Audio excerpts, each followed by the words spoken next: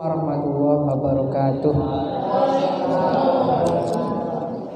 Bismillahirrahmanirrahim. Ila hadratin Nabi Mustafa Rasulillahi sallallahu alaihi wasallam wa ila ruhi abaihi wa ummatihi wa ikhwanihi minan nabiyyin wal mursalin wa ila hadrati abaina wa ummahatina wa masyayikhina wa muallimina wa ustadina wa muallifil kutub allati ta'allamnaha wa 'allamnaha khususan ila hadrati mu'alifil kutub khasaisin nabi usulihim wa furu'ihim wa ahli silsilatihim syai'ulillahi lahum al-fatihah. A'udzu billahi minasyaitonir rajim. Bismillahirrahmanirrahim. Alhamdulillahi rabbil alamin arrahmanir rahim maliki yaumiddin. Iyyaka na'budu wa iyyaka nasta'in ihdinas siratal mustaqim siratal ladzina an'amta 'alaihim ghairil maghdubi 'alaihim waladdallin. Amin. Bismillahirrahmanirrahim. Sekarang kita kitab Khosaisun Nabi, menerangkan keistimewaan Nabi. Kemarin kan mengenai hijrah Nabi dari Mekah ke Madinah. Jadi ketika orang-orang kafir itu ingin membunuh Nabi Muhammad SAW sampai memberi hadiah 100 ekor onta bagi siapa yang membunuh Nabi. Akhirnya para pemuda kaum Quraisy berlomba-lomba mengepung rumah Kanjeng Nabi. Dari situ Allah memerintahkan hijrah. Singkat cerita, Nabi menyuruh ponakannya Sayyidina Ali karramallahu wajhah untuk tidur berbaring di kasurnya. Lalu beliau keluar, walaupun dikepung dan dijaga oleh orang-orang kafir, tapi Nabi dengan menggenggam segenggam debu kemudian dibacakan wa ja'alna min baini aydihim saddan wa min khalfihim saddan fa'agsaynahum, maka Allah membutahkan, menutup mereka, fahum, mereka orang-orang kafir la yubsirun, tidak melihat. Dilempar akhirnya tidak melihat. Bisa melihat, cuman Nabi nggak dilihat, nggak kelihatan, kayak ngilang itu. Jadi lolos itu Nabi ketika sudah keluar rumah menemui sahabat setianya Abu Bakar, kemudian menuju untuk menginap. Karena yang namanya perjalanan, apalagi perjalanan jarak jauh antara Makkah menuju Madinah, ditambah lagi pada waktu itu belum modern secanggih sekarang, ada motor, ada mobil, pakai onta, ada hal-hal yang dipersiapkan juga, bekal, kendaraan. Akhirnya bermalam di Gua Hiro. Singkat cerita, orang-orang kafir itu masuk ke rumah Nabi, dan ternyata ketika dibuka selimutnya bukan Nabi tapi Sayyidina Ali. Akhirnya tidak jadi dibunuh. Kemudian wajismil himami, dan anggremnya burung darah. Ngerti burung darah yang dibuat klepekan itu biasanya? Nah, itu namanya himam, burung darah. Jadi anfamil hori, dari mulut gua. Nabi itu masuk dalam gua, diburu, dicari orang-orang kafir sampai seluruh pelosok Mekah, dan sampai pula di depan persembunyian Nabi, di depan mulut gua itu. Orang-orang kafir itu sampai di mulut gua, wajasmil himam, ada burung nih di depan mulutnya yang sedang anggrem di situ, sedang nongkrong di situ, burung-burung darah itu. Jadi burung darahnya melindungi Kanjeng Nabi. Supaya apa? Supaya orang-orang kafir menyangka bahwa di dalam gua nggak ada orang, nggak mungkin ada orang. Burung aja diam kok di situ, nggak ada yang pergi, tetap. Wanasil angkabuti, dan jahitnya angkabut. Angkabut itu laba-laba. Jadi singkat cerita, dalam mulut gua itu ada laba-laba. Nabi lewat, sarangnya kan rusak. Akhirnya oleh Ankabut itu dijahit, segera dijahit pakai bokongnya itu, saya Spiderman. Hatta sehingga orang-orang kafir menyangka laisa, sesungguhnya tidak ada fihi di dalam gua min ahadin, dari orang satu orang pun. Ketika orang kafir mendekati mulut gua, dalam gua itu ada laba-laba, mulut gua itu, pintu gua itu laba-laba.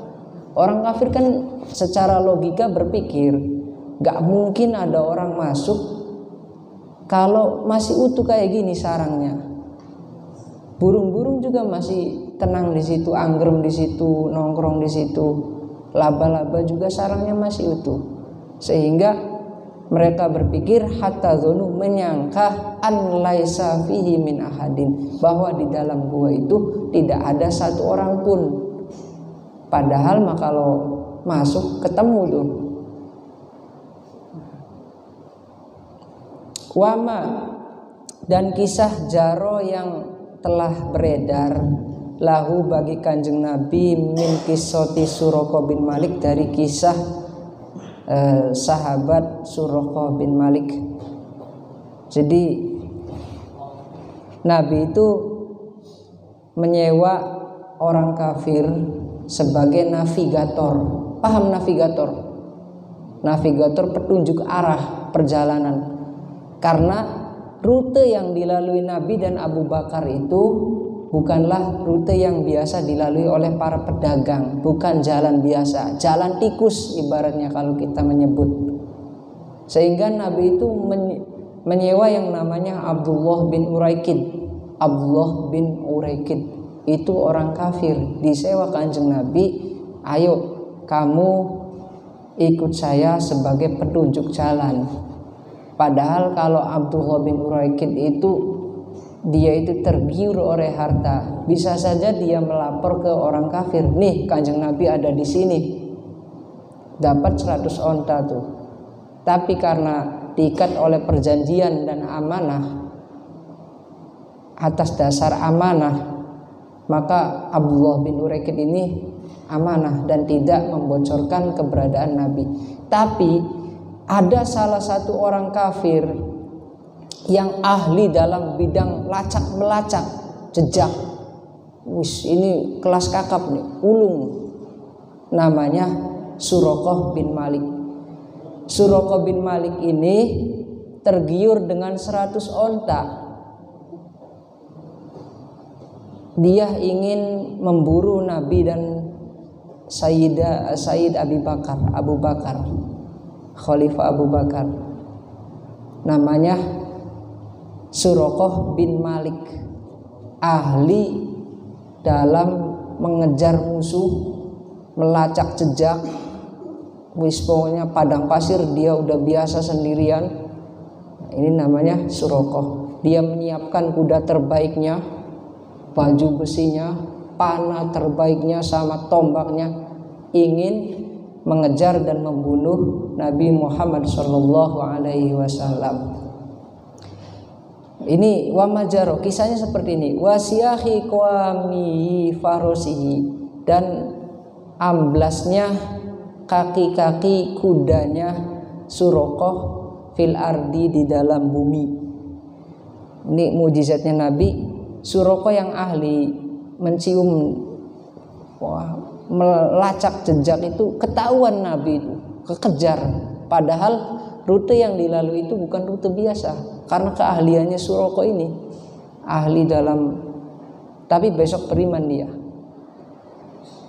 Singkat cerita, ketika sudah dekat dengan Nabi, wasiyahi qawaimi farosihi, amblasnya kaki kudanya Suraqah fil ardi, di dalam bumi, ambles kakinya. Ketika mau udah mendekati nih, dari padang pasir kelihatan rombongannya Nabi dan Abu Bakar, tiba-tiba kaki kuda depannya ambles, nggak bisa dicabut. Wa khulusihi, dan selamatnya Suraqah min zalika, dari kejadian tersebut.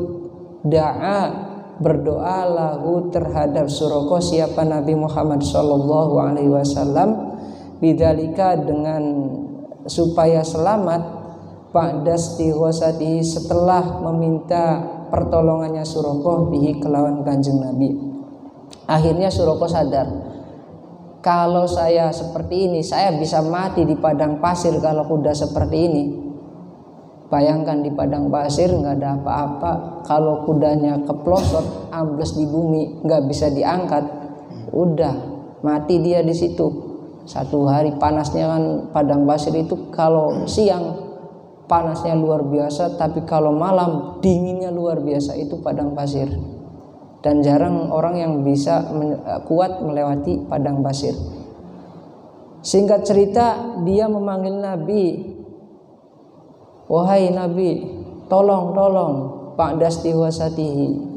Setelah meminta tolongnya Suraqah bihi kelawan Kanjeng Nabi, minta tolong, Nabi tolong doakan saya ini, kuda saya amblas gitu, minta didoakan. Da'alahu wa mu'ahadihi, dan berjanjinya Suraqah lahu terhadap Kanjeng Nabi liyu'amminanna, supaya aman, benar-benar aman Kanjeng Nabi bihi dengan Suraqah in fa'ala, kalau Kanjeng Nabi itu mendoakan Suraqah in fa'ala zalika, ketika Nabi menuruti mengerjakan apa-apa yang disuruh oleh Suraqah.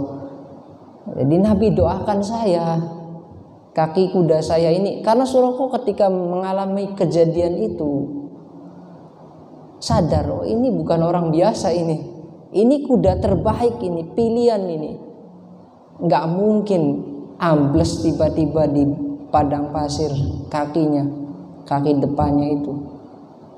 Jadi karena udah yakin bahwa yang dihadapinya adalah utusan Rasulullah, Suraqah langsung meminta doa supaya selamat itu. Dalam kisahnya bahwa Suraqah itu mengalami 3 kali yang saya baca di dalam Sirah An-Nubuwah, kitab Sirah An-Nubuwah. Sirah itu perjalanan, An-Nubuwah itu kenabian, karya Ibnu Hisham, bahwa Suraqah itu mengalami 3 kali kejadian ini. Pertama ambles, kemudian minta tolong ke Nabi didoakan, berhasil, dikejar lagi Nabi, dia berkhianat, mau dipanah lagi, ambles lagi kudanya, padahal udah hampir, jadi udah melolos anak panah, sudah mengeker nih, kudanya ambles, kudanya nggak mau, ambles lagi, ambles ke bumi. Kemudian dia meminta Nabi lagi 2 kali, 3 kali baru sadar, ini bukan orang biasa ini yang saya hadapi, nggak mungkin ini kejadian seperti ini, di luar nalar akal. Akhirnya setelah itu ketiga kalinya berjanji untuk tidak membocorkan keberadaan Nabi dan tidak akan membunuh Nabi. Akhirnya didoakan oleh Nabi ketiga kalinya dan selamat. Suraqah yang telah selamat dan sudah yakin bahwa iman bahwa Rasul adalah Nabi Muhammad adalah Rasulullah, pulang. Di tengah perjalanan Suraqah bertemu dengan pemuda kafir yang ingin membunuh Nabi. Para pemuda nih rombongan berlomba-lomba karena 100 onta. Kalau sekarang ya 100 pajero. Onta itu dulu kendaraan paling mewah. Kalau sekarang apa paling mewah? Lamborghini ya. Siapa yang membunuh Nabi akan mendapatkan 100 Lamborghini. Wah, kaya langsung. Singkat cerita, Suraqah bertemu dengan kawan-kawannya dari orang kafir. Dia menyembunyikan keimanannya dan menyembunyikan kejadian yang dia alami dengan Nabi. Dikatakan teman-temannya, pulang kalian, saya ini lebih ahli dari kalian dalam bidang lacak melacak jejak. Saya nggak menemukan Nabi, kalian percuma. Saya aja yang ahli nih, nggak ketemu, kata Suraqah. Bohong kan? Tapi demi keselamatan Nabi. Apalagi kalian yang masih amatiran lah, masih ecek-ecek, Saya yang ahli aja pulang kamu. Suruh pulang orang-orang kafir. Ini namanya Suraqah bin Malik wa Majaro. Ini termasuk dari mukjizat Nabi. Apa-apa yang telah beredar mengenai min kisoti Suraqah, dari kisah Suraqah tadi bin Malik. Wa minha, di antara mukjizat Nabi agung kita Muhammad sallallahu alaihi wasallam, daruru labani sati ummi Ma'bad, derasnya dulu kan banyak yang nernak kambing diambil susunya. Jadi di antara mukjizat Nabi itu derasnya susu kambingnya Ummi Ma'bad pada yabisi dur'iha, setelah keringnya kantong susunya. Setelah kantong susu kempes, ketika didoakan Nabi langsung besar susunya dan penuh dengan air susu. Jadi tinggal diperas, seret gitu. Saya pernah dulu di pondok itu latihan meras. Jadi digini-gini dulu, terus itu enak, asli halus. Wa kalamu dimarin, di antara mukjizatnya yaitu kalamu dimarin, kalam ucapan dimarin itu ucapan tanpa rupa. Ada yang ngomong tapi nggak ada orangnya. Wa syahadatuhu, dan menyaksikannya suara tersebut lahu terhadap kanjeng Nabi, menyaksikan apa? Bin nubuwah, dengan kenabian Nabi. Jadi ada suara yang menyaksikan bahwa Nabi itu Nabi tapi nggak ada orangnya. Wa ru'yatuhu, dan melihatnya kanjeng Nabi lil malaikati, ini mukjizat juga, terhadap para malaikat, wal jinni, dan para jin. Wa aro, dan Nabi memperlihatkan, faedahnya muta'adi. Kalau mujarad sulasi mujaradnya ro'a, kalau mazidnya aro, faedahnya muta'adi, yang artinya melihat menjadi wa aro, memperlihatkan. Ada imbuhan me dan kan. Wa aro, dan Nabi memperlihatkan li Hamzah, terhadap Sayyidah Hamzah, bukan Sayyidah, terhadap Sayyidah Hamzah pamannya. Memperlihatkan siapa? Jibrila, terhadap malaikat Jibril alaihi salatu wassalam. Di Hamzah ini dibuka hijabnya, penghalangnya dibuka. Nih Hamzah, Jibril tuh. Fil Ka'bah, di dalam Ka'bah. Fakhorro, ketika diperlihatkan sosok Jibril, apa yang terjadi? Fakhorro, maka jungkel siapa? Hamzah jungkel, mughsyian, dalam keadaan semaput, karena nggak kuat melihat sosok Jibril, bentuknya mungkin terlalu indah. Ketika diperlihatkan langsung jungkel. Jungkelnya kenapa? Karena dia saking semaput, pingsan. Wa aro, dan Nabi memperlihatkan li Abdillah bin Mas'ud, terhadap Abdillah bin Mas'ud, memperlihatkan apa? Al jinna, terhadap jin. Lailatul jin, pada hari yang gelap. Jadi keistimewaan Nabi itu ya seperti itu. Pun wa min khasaisi Nabi sallallahu alaihi wasallam, wallahu alam bishawab. Mohon maaf banyak kurangnya. Assalamualaikum warahmatullahi wabarakatuh. Waalaikumsalam.